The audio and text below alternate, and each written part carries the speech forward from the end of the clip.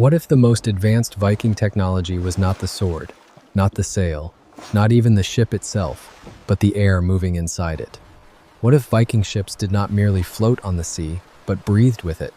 For more than 1,000 years, historians have described Viking longships as fast, light, and terrifying in battle. Yet almost no one stopped to ask how dozens of human bodies, wet clothing, rotting food, animal cargo, and open waste could survive together for weeks in freezing salt air without disease, without suffocation, and without collapse.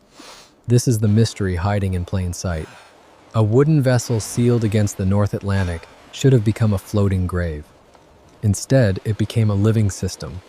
Tonight we explore why Viking ships behaved less like objects and more like organisms, and why their greatest strength was not force, but balance. Imagine the Atlantic, not as a route, but as a pressure test. Cold that steals heat faster than the body can replace it, moisture that soaks everything until decay begins, wind that never rests, and darkness that stretches for days. Modern ships solve this with engines, ventilation fans, sealed compartments, and chemical sanitation. Vikings had none of these. And yet, archaeological evidence tells us something unsettling. Long voyages did not leave behind mass graves of sailors lost to sickness. Bones recovered from Norse settlements show resilience, not rot. The ships did not poison their crews. This forces a difficult conclusion. The ships themselves were engineered to manage air, moisture, heat, and waste, not through machines, but through form. They did not trap air, they guided it. A Viking longship was not built to be airtight, and this was not a flaw. The overlapping planks, known today as clinker construction, created microscopic gaps that expanded and contracted with moisture. When the ship was dry, the hull breathed. When it was wet, the wood swelled and sealed. This meant the ship was never static. It adjusted constantly to the environment. Air seeped through the hull, not enough to flood, but enough to prevent stagnation. Moisture escaped slowly, instead of condensing violently.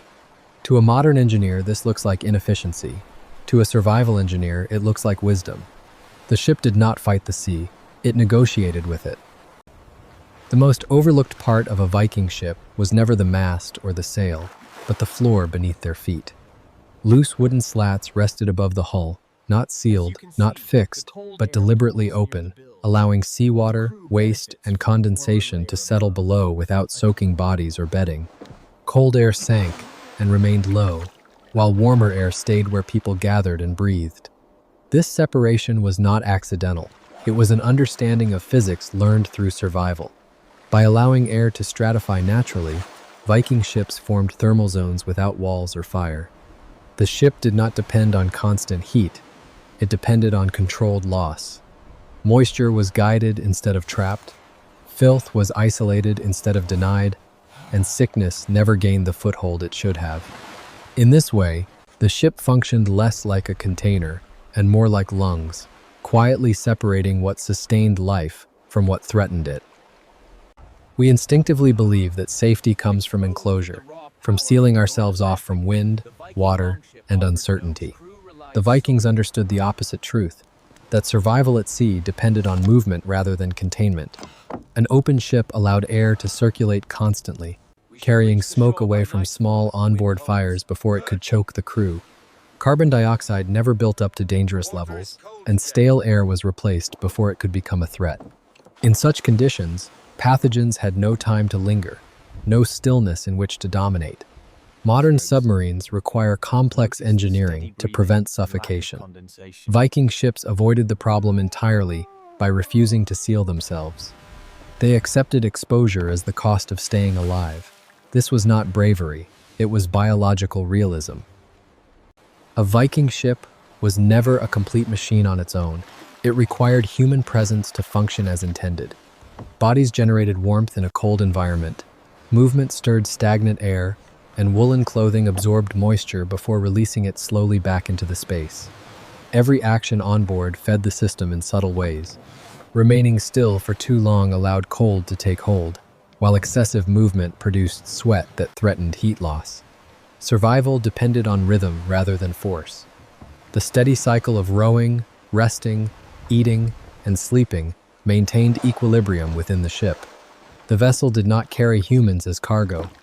Humans completed the vessel. This is why Viking ships failed when overloaded and thrived when balance was preserved. Life at sea was choreography, not chaos. Viking ships functioned because their builders never believed they could defeat the sea. They began from the assumption that the ocean would always have the final word, and they shaped their vessels accordingly. Rather than resisting waves with rigid mass, the hull flexed and yielded, absorbing force instead of shattering under it. Instead of sealing water out completely, the ship allowed it to enter briefly and then shed it, preventing pressure from building within the structure. Cold was not denied or conquered. It was slowed, managed, and respected. The ship moved less like a machine and more like an animal adapting to terrain.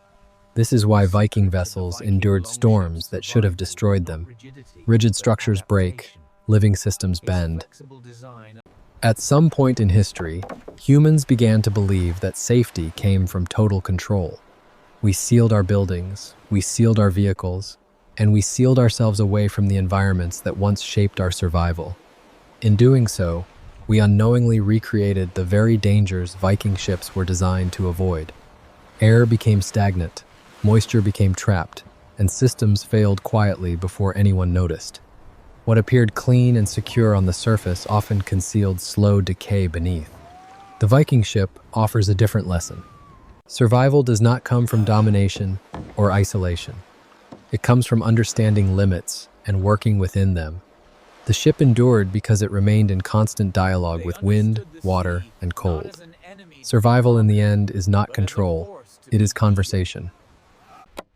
No Viking ever wrote a manual to explain how these ships truly worked.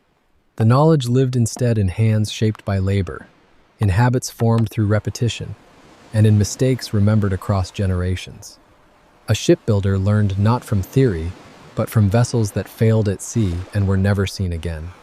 A sailor learned from winters survived, from cold endured, and from balance maintained under strain. This was not abstract understanding. It was memory made physical. Every plank, every joint, and every open space carried lessons paid for in risk. When we study Viking ships today, we are not simply examining wood and construction.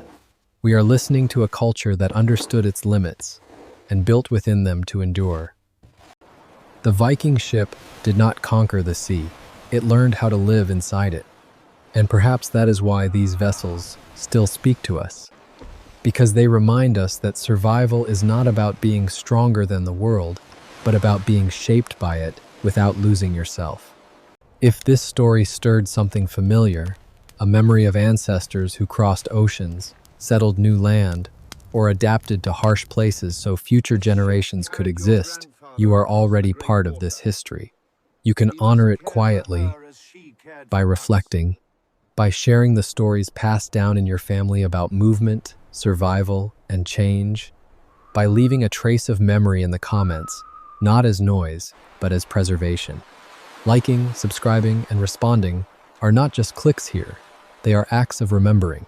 Because, in the end, the deepest truth is this: what survives longest is not what resists change, but what learns how to breathe with it.